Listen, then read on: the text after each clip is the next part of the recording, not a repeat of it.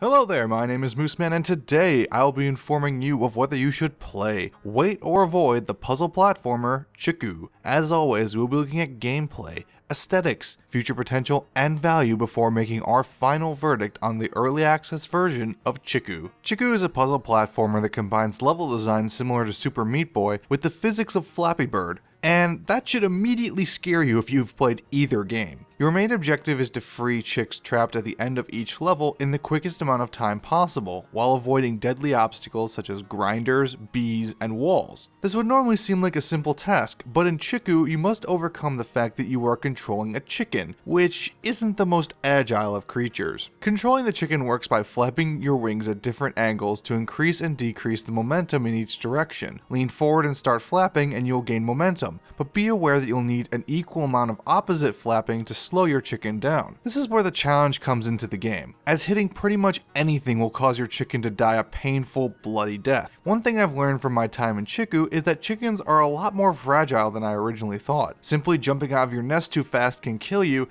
and touching anything in the world at more than 1 mile per hour will cause you to lose at least a leg or a head. Chicku makes me want to throw my controller at the wall constantly, but in a good way. While the chicken is very hard to control, it is possible to control effectively once you get some practice. The game does a very good job in terms of difficulty curve. The first few levels are very simple and provide you with an opportunity to learn how the strange physics in the game work before shoving you into some of the more difficult levels. Before actually playing this game, I thought that Chicku was going to be pretty gimmicky, but in reality the platforming is surprisingly good and challenging. Driving a chicken feels like you are trying to do all the normal things you already are having to do in a platformer while simultaneously balancing on a tightrope. Your chicken's control is also based off of how damaged you are. While hitting things with force will kill you, hitting things lightly or getting grazed by an obstacle will leave you without a few limbs. Lose a wing and you'll have less control in the air. Lose a leg and your chicken will be restricted to scooting across the ground. Lose a head and it doesn't appear to really matter. You can also perform a charge which will immediately stop your chicken for about 2 seconds, during which time you must choose a direction in which your chicken will fly at rapid speed. This move is great for avoiding obstacles and getting through sections that require speed and specific timing. When I learned about the charge, I really began to understand the level of skill involved in Chicku. While you still don't feel in complete control most of the time, using the charge gives you an opportunity to make split-second changes if you use it correctly. This adds more depth to the gameplay that isn't immediately apparent when watching footage or playing through the initial first few levels. While Chicku is designed to be a challenging platformer, there are some sections that are very RNG heavy and require you to get pretty lucky to get through. The most egregious case of this is that in the second world there are mosquitoes that fly around the map and try to grab you. Since their flight path is seemingly random, you have situations in which there are no way to avoid the mosquitoes, and while you can escape their clutches by mashing in a direction, 95% of the time you'll end up flying into a wall after escaping. There are a few other obstacles that are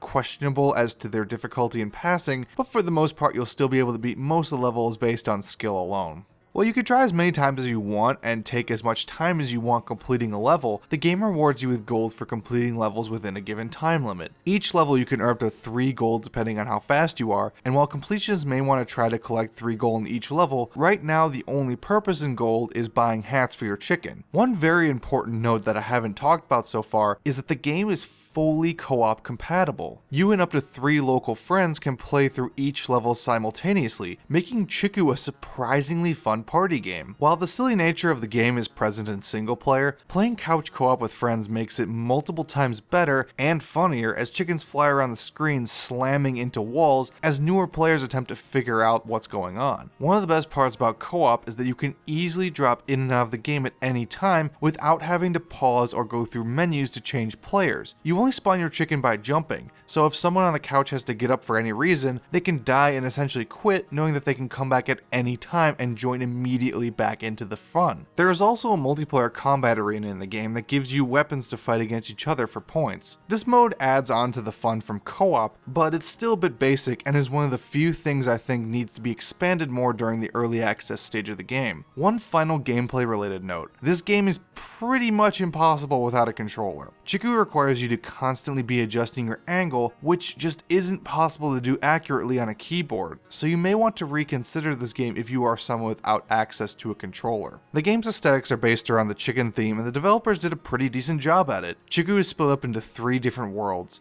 farm, jungle, and factory, each with different obstacles themed around those worlds. Obstacles are based on what you would normally think of as dangerous to chickens, such as grinders, mashers, and grills. That being said, the one criticism I do have about the aesthetics is that the jungle world doesn't really fit the theme as well as the factory and the farm worlds do. The blood work in the game is a nice, gruesome touch to a deceivingly friendly looking aesthetic. Each time you die, chicken blood is spewed across the level and will stay there for the duration of the map. This is a great way to not only see the carnage, but also to help show where you are having problems on the individual level. It's hard to believe that this game is in early access because honestly it feels like a complete product. Outside of a few crashes that only happened when I was tabbed out of the game is pretty much bug free in my experience. Really the only thing that needs to be fleshed out a bit more is the multiplayer arena. While additional worlds and levels are always nice, I honestly think the game has more than enough content to already fully satisfy most gamers. The game is priced at $13, and that's more than fair for the amount of content you're getting. The game took me about 4 hours to beat the original 120 levels, but after beating those levels, I unlocked Nightmare Mode.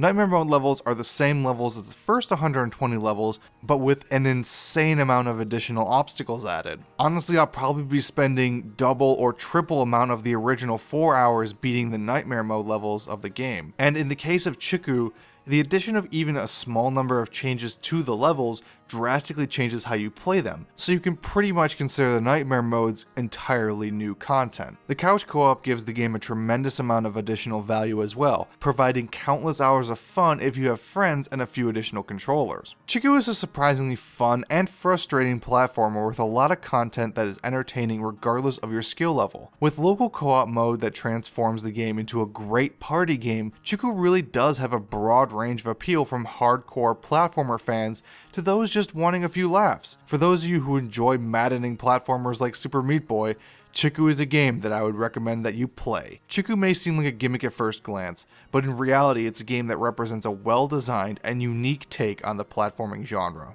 Thank you for watching this episode of Play, Wait or Avoid. Don't forget to like and subscribe to the channel for more reviews, news, and other gaming commentary. If you're looking for more reviews, you could always check out my recent review of Force Showdown, a roguelite twin-stick shooter where you play a contestant in a deadly game show, or if you're looking for something different, you could check out my latest episode of Questioning Gaming, in which I go through the pros and cons of upgrading to Windows 10, specifically in terms of the benefits to gaming.